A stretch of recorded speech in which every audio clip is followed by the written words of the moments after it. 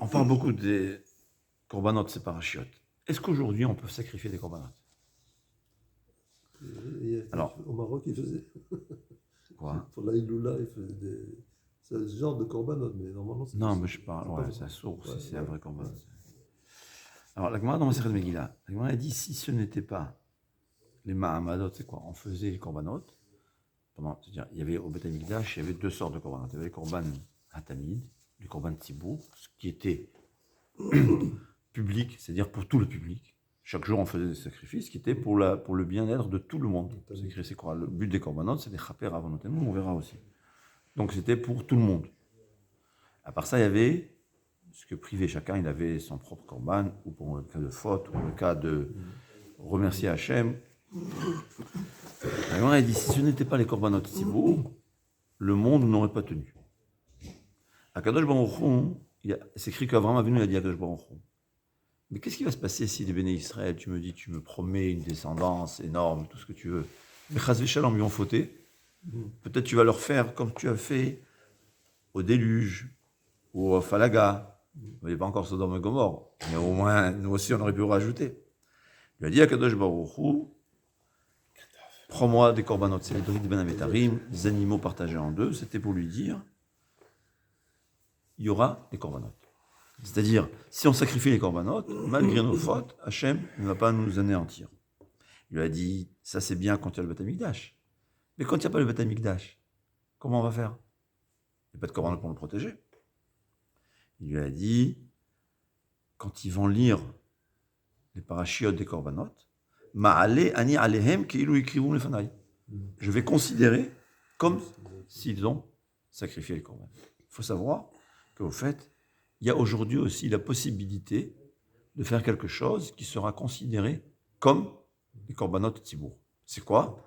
Lire la paracha. Quand on lit la Ketoret, ça fait le même effet que quand le Kohen sacrifiait la Ketoret qui était pour le bien-être de tout le peuple juif et de tout le monde. La Gemara dit que les corbanotes, la Gemara dit que si les non-juifs savaient le bien que leur faisaient les sacrifices qu'on sacrifiait au Beth Amikdash, parce que le Beth Amikdash n'était pas seulement pour les juifs, pour tout le monde, ils auraient mis des gardiens autour pour protéger le Beth Amikdash et nous forcer à sacrifier les corbanotes. Mais là, c'est créé encore une possibilité. D'ailleurs, il faut savoir que korban hatamid, vous savez, ça va donner ça à korban ilach, il y a qui disent que c'est une obligation. Selon certains rishonim, dans le Shulchan Aruch, c'est répété. Dans le Shulchan Aruch, il dit qu'il faut, on va, dans le Shulchan Aruch, il dit qu'il vaut mieux lire tous les corbanotes, tous les parashat korbanot. Mais celui-là. Mais dans un autre endroit, il précise parashat hatamid, qui était le sacrifice journalier, un le matin, un l'après-midi, qui était pour pardonner nos fautes.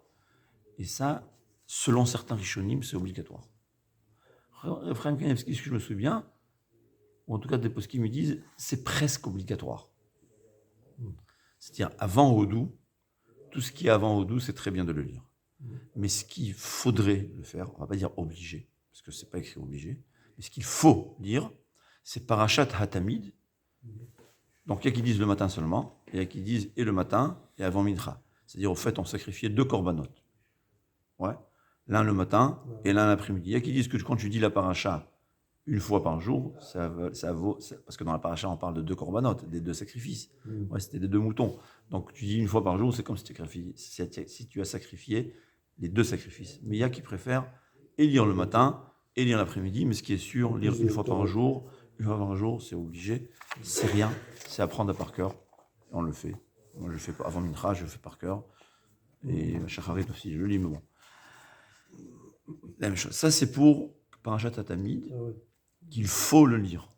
Et c'est comme si on a sacrifié les autres corbanotes. Les autres corbanotes, Shulchan Aruch, il dit qu'il vaut mieux lire aussi. Korban Ola, Korban Shlamim, c'est comme si tu as sacrifié. Par exemple, normalement, quelqu'un, il a voyagé, on dit à Gomel. Dans le temps, si on voyageait, qu'est-ce qu'il fallait faire? Sacrifier un Korban Toda. Et on a dit aussi, celui qui s'est marié, il a sacrifié un Korban Toda. Une femme qui a accouché, il faut sacrifier un Korban Toda. On ne peut pas sacrifier aujourd'hui, qu'est-ce qu'on fait? Alors il dit, tu vas lire la paracha, et dans certains sidourim c'est écrit, tu vas lire la paracha qui correspond, auquel il est écrit que tu as lu comme si tu le sacrifiais. Mais il y a aussi une autre Gemara. La Gemara, sauf Saman-Sechet Menachot. Amar Resh Lakish, Maï dirtiv, qu'est-ce que veut dire? C'est quoi le sens du pasouk? Zot ha-Torah, voici la Torah, la Ola, la Mincha, la Chatat, ve la Hacham. Alors en réalité, Torah, ça veut dire, c'est la chance aussi, enseignement. Voici l'enseignement, comment faire sacrifice là. Mais Resh Lakish vient expliquer c'est quoi ce terme, pourquoi la Torah ici, la première fois, elle emploie le terme Torah. Ouais. Alors il te dit, pas la première fois, c'est un des rares endroits. Elle dit, au fait, non, c'est-à-dire Zot ha-Torah, la Ola, pour la Ola. Et moi, elle dit, Amar Resh Lakish. Alors je me dis, Amar Resh Lakish, Kol ha-osek ba-Torah, keilu ikriv ola mincha chatat ve'hasham. Tout celui qui étudie la Torah, c'est comme s'il avait sacrifié ses korbanot. Lui demande Rava, dans ce cas-là, c'est quoi le mot la Ola?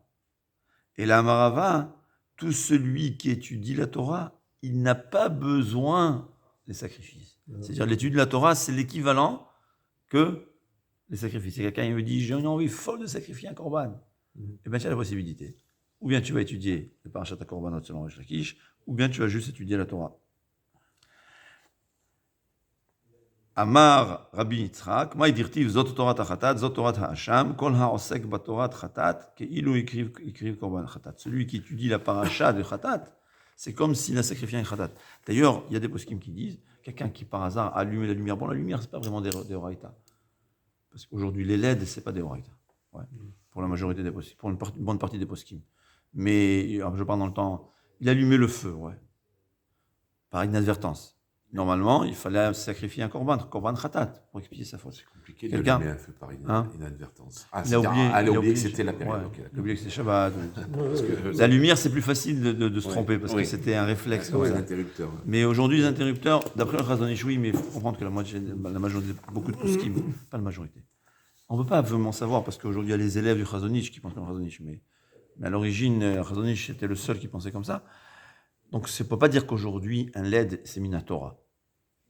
Mais disons, quelqu'un qui sait, il a trié. Hein? Wow. Sa femme, elle lui demande, il faut ranger avec les enfants, viens, on va ranger les jouets. Et il range chaque jouet dans sa caisse. Ouais. C'est trié. Eh ben, si le Beth Amikdash il est là, il fallait ramener un korban khatat. Qu'est-ce qu'il doit faire aujourd'hui? Quelqu'un qui a transgressé le Shabbat, c'est décider d'apprendre l'Elchot Shabbat. Tous les poskim me disent. La Tchouva. Ranger les livres dans l'ordre, c'est trié aussi. C'est trié quand on le prend, pas quand on range. Non, si je mets quelque chose à sa place, c'est pas trié. Non, si tu le prends pour une utilisation et ensuite tu le déposes à sa place, il n'y a pas de problème. Mais si tu as un balagan, tu as par terre un mélange, et tu as 3 caisses, 1, 3, j'ai pris les 5 roumachim sur la table et je vais les ranger, je vais prendre autre chose. C'est pas trié. Non. Ranger, si tu as plein de livres et tu veux mettre de l'ordre. Dans les livres, c'est différent parce que il faut. Les livres, je ne vais pas parler l'exemple des livres. Il y a beaucoup de détails. Mais je parle, tu as par terre toutes sortes de jouets mélangés. D'ailleurs, les Lego triés en couleur de Lego, c'est pas évident, c'est interdit. Parce que c'est pas vraiment une différence, la couleur. Il n'y a pas de différence si c'est le bleu ou le blanc. Ça s'appelle minechad. Ça veut dire quand tu fais. Bon, c'est des détails de l'Ilchot Borer. Mais je parle, il y a plusieurs. Il y a le Playmobil. Plusieurs sortes de Playmobil, ouais. Ou bien Lego et Duplo, qui sont vraiment deux sortes de... J'ai trié, ben ça sourd, il faut attendre après Shabbat. Alors, pour la tchouva, il faut absolument prendre l'Ilchot Shabbat. D'ailleurs, ce serait une bonne coutume de prendre chaque jour l'Ilchot Shabbat, parce que pas chaque jour, au moins chaque Shabbat à repas, pour ceux qui s'ennuient le jour de Shabbat. Hein? Il y a une possibilité d'apprendre chaque repas. Et puis, s'il dit avec sa femme, en plus, ça va faire un peu plus de shlombaït. Ouais, quand on dit avec sa femme, c'est un très bon moyen de se lier à sa femme. On a tout gagné. Avec les enfants, c'est encore mieux. Ça, c'est pour faire la teshuva. Mais c'est bien de lire Parashat Ratat. La paracha qui dit que celui qui a fauté, il va devoir amener un korban. C'est comme s'il amenait un korban. Et aujourd'hui, c'est très facile la teshuva. C'est une parenthèse. C'est très facile la teshuva. Il y avait une fois quelqu'un qui avait fauté, une grave faute dont la punition est écrite qu'il fallait brûler. Dans le temps, comment brûler? On faisait bouillir du plomb et on versait dans la bouche. Alors il est venu chez l'Arisa, il a dit voilà, j'ai fauté telle et telle faute, je veux kaparat avonot, je veux que Hashem me pardonne, j'ai fait teshuva, je fais vidouille, Je veux que toi, tu me fasses mitat srefa. L'Arizal lui dit aucun problème, il fait vidouille, il lui bande les yeux, il ouvre la bouche, évidemment, et il lui met du miel. Il dit aujourd'hui, on n'a pas besoin de ça pour faire des choix. Dans le temps, ils étaient très conscients de la gravité de leur faute. C'est comme quand quelqu'un n'y a plus le boudon, il sait que ça fait exploser la bombe. Il est conscient. Aujourd'hui, on s'imagine, ouais, qu'est-ce que c'est? On ne comprend pas que quand tu tries Shabbat, il y a des bombes atomiques qui s'explosent. Dans les bombes atomiques, pas qui détruisent New York, mais qui détruisent un New York spirituel, qui est encore plus grand. Ouais, on n'est pas conscient. Les Béné Israël étaient conscients de leur faute quand Yirmiya à Navi leur disait faites tes chouvas. Ils disaient tu es un menteur. Parce que eux, c'était des grands Mekoubalim. Ils comprenaient ce que la gravité d'une faute. Ils lui disaient c'est impossible de faire tes chouvas. C'est impossible. C'est comme si tu dis à quelqu'un il a détruit une ville, tu lui dis tu fais tes chouvas. C'est pas possible. Faire tes chouvas quoi? La ville, elle va repousser. Ouais. Ils comprenaient la gravité. Donc pour faire tes chouvas, il fallait se faire tuer pour réparer la faute. Mais aujourd'hui, on est des imbéciles qui fautent. Donc la teshuva est très facile. Quelqu'un qui a transgressé Shabbat, étudie une Chot Shabbat. Il va gagner énormément. Étudier avec la famille, c'est rien que du gain. On appelle ça gagnant-gagnant, ils appellent ça en Israël. Mais voilà, donc c'est ce truc. Alors, mais ce qu'on voit très intéressant, tu as une autre possibilité aussi de sacrifier un korban. Ou, trois avis. Ou bien toute étude de Torah, n'importe quelle étude de Torah à valeur de sacrifice, ou bien celui qui étudie la Torah, ça remplace les sacrifices, ou bien étudier la parashat qui convient. Alors, dira Moshe Weiss, c'est la raison pour laquelle aujourd'hui dans les Sidourim, on ne met pas les parachats à korbanot. Il y a parachat à tamid, qui serait, comme on a dit, il faut le faire. Et il y a aussi, pas comme dans le Shulchan Aruch, c'est écrit qu'il faut les lire, les textes de la paracha du Chumash qui conviennent au korbanot. Aujourd'hui, qu'est-ce qu'on fait? On fait Perek Ezehu Mekoman. Ezehu Mekoman, c'est au fait un Perek de Mishnayot qui décrit tous les korbanot. Donc, quand tu l'as étudié, tu l'as lu, alors c'est pour ça qu'il faudrait comprendre. Et ça suffit une seule fois dans la vie d'apprendre ce que ça veut dire, de comprendre ce qu'on dit. Donc, tu as étudié la paracha, ce Perek-là, qui parle de tous les korbanot. En réalité, il parle même des korbanot de Kippour, mais il parle de tous les korbanot. Et là, ça a valeur de sacrifice de tous les korbanot. Donc, quelqu'un qui fait Zéo Mekoman chez les Evarim, c'est comme s'il a sacrifié tous les korbanot qu'il a besoin chaque jour. C'est ce qu'il faut, c'est l'importance de la paracha. D'ailleurs, c'est écrit que quand c'est Shabbat, que quand David Améler, il a dit à Baruch Hu, combien de temps je vais vivre? Il a dit, c'est un secret, je ne dis à personne combien de temps il va vivre. Il a dit, alors dis-moi quel jour je vais décéder. Il a dit, le jour de Shabbat. Waouh, Shabbat c'est grave. Pourquoi Shabbat c'est grave? Parce que le mort, il est mouktsé. On le laisse comme ça dans la rue. Là où il tombe, il faut le laisser jusqu'à la fin de Shabbat. Il est mouktsé. Tu ne peux pas le mettre au frigidaire, tu ne peux pas l'enterrer. Imagine-toi, c'est terrible, c'est pas quoi d'mettre. Il a dit, s'il te plaît, Hachem, je veux, sauf le jour de Shabbat, que je meure le dimanche. Il a dit non. Pourquoi? Parce que c'est arrivé le moment où Shlomo Améler doit régner. On ne peut pas piétiner même d'un feu de cheveux, même d'un fil de cheveux. Rappelez-vous. Ouais. Toute nomination, c'est pas du ciel, on ne peut pas. Alors il a dit, je préfère mourir Erev Shabbat. Pour au moins être enterré, ne pas manquer pour être déshonoré, ne pas être déshonoré. Il lui a dit, Tov liyom chatzerecha me alef. Je préfère un jour d'étude de ta Torah que 1000 sacrifices que fera Shlomo. On veut tous des sacrifices. Hein? Alors il y a les moyens. L'étude de la Torah, c'est aussi une possibilité de sacrifier. Il y a la meilleure possibilité, comme on a dit, c'est se sacrifier à soi-même. C'est quoi le sacrifier à soi-même? À chaque fois que quelqu'un, il a un Yetzer Hara, il a une envie, une envie, et il arrête, il stoppe cette envie, il ne accomplit pas son envie pour Akadosh Baruch Hu, il a sacrifié sa volonté. Il s'est sacrifié à soi-même, à Akadosh Baruch Hu. Surtout s'il a sacrifié son ego. Hein? Il y a quelqu'un qui l'a insulté, je suis hors de moi. Pourquoi? Il m'a manqué de respect, je me sens rien, wallo. C'est un peu stupide, mais réfléchissez. Ouais. Et il dit à Kadosh Baruch Hu, bien que je me sens qu'il m'a écrasé, j'ai plus de personnalité. Quand on comprend comment ça fonctionne dans les rondes, c'est comme ça que ça Oui, marche. c'est- Ouais, mon ego, c'est qu'il je va le dans la- sacrifie et je ne réponds pas. Hein, que ce qu'il soit va- sa femme, ou son employé, ou son patron. Surtout quand c'est sa femme, qu'il y a l'obligation, ou son mari. Ouais. Il y a une encore plus d'obligation d'écraser son ego pour Akadosh Baruch Hu, c'est se sacrifier. Là, c'est pas comme s'il a sacrifié, c'est un sacrifice.